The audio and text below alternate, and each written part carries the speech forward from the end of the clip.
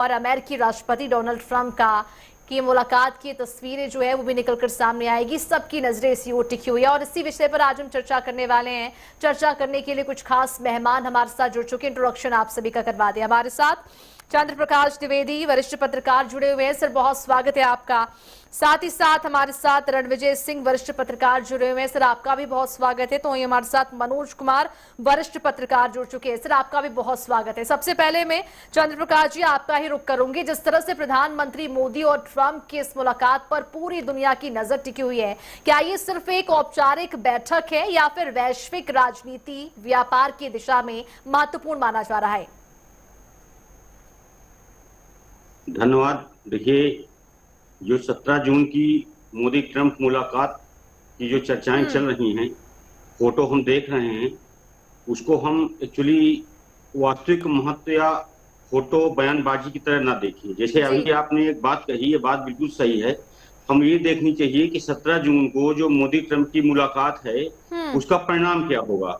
और बात अगर हम जो मुलाकात हो रही है तो मुलाकात हो रही तो हमें इस चीज को देखना चाहिए कि टैरिफ और जो बाजार पहुंच है और जो इन्वेस्टमेंट है, ये क्या है, क्या मतलब इसमें कुछ गति बढ़ेगी, क्या गति हो रही क्या। वैसे देखिए, इससे पहले भी मुलाकातें होती रही हैं, चर्चाएं होती रही हैं, तो लेकिन हमें सबसे ये देखनी चाहिए कि फोटो आ गई, ये कूटनीतिक फोटो नहीं है कि हम इसको फोटो देखें तो हम कई प्रकार से जो भी हमारे मन में आवे हम लोग जो है उस प्रकार के। देखिए, वैश्विक समझौता जो वैश्विक वो संधि है वो तो है वैश्विक। देखिए, पहचान तो भारत को मिली हुई है। हम ये देखें कि तकनीकी सहयोग हमें कितना मिल रहा है, भारतीय हित कितना हो रहा है, तो ये भी है ना। और इस समय तो वैसे भी देख रहे हैं कि संघर्षों के दिन चल रहे हैं। अमेरिका, रूस, इजराइल, जो हमारे जो है जो ये सऊदी हैं जो है, तो ये सब हैं। तो इनसे क्या होता है कि जो वैश्विक तनाव है उससे कम करने में क्या योगदान मिलेगा। तो ये सफल मुलाकात होगी नहीं होगी, ये इस पर हम लोग को ध्यान देना चाहिए। देखिए, मुलाकात तो ठीक है, तो और भारत में क्या है, भारत का एक हमेशा से सिस्टम रहा है कि भारत के हर देशों से संबंध है। देखिए, भारत अमेरिका से भी बात कर रहा है, रूस से भी बात कर रहा है, इजराइल से भी बात कर रहा है, फ्रांस से भी बात कर रहा है, यूएई से भी बात कर रहा है, वो चीन से भी बात कर रहा है, वो सीमा विवाद वो सब बातें अलग है, खाड़ी देशों से भी बात कर रहा है।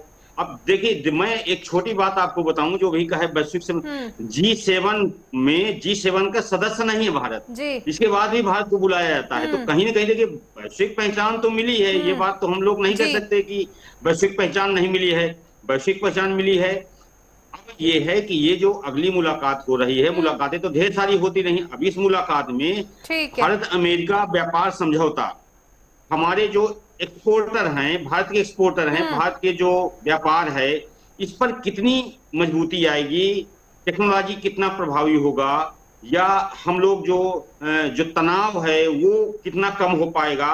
हालांकि और चंद्र प्रकाश जी, जिस तरह से भारत और अमेरिका के बीच जो है वो सहयोग बढ़ रहा है और ट्रंप और अमेरिका के बीच, ट्रंप और प्रधानमंत्री मोदी की मुलाकात जो है उस ओर सबकी निगाहें टिकी हुई है, क्या इसका असर ईरान पर भी देखने को मिलेगा? जिस तरह से भारत जो है वो सभी देशों को साथ लेकर चलने की कोशिश करता है, कहीं ना कहीं प्रधानमंत्री मोदी और ट्रंप की इस मुलाकात का असर क्या ईरान के रिश्तों पर देखने को मिल सकता है?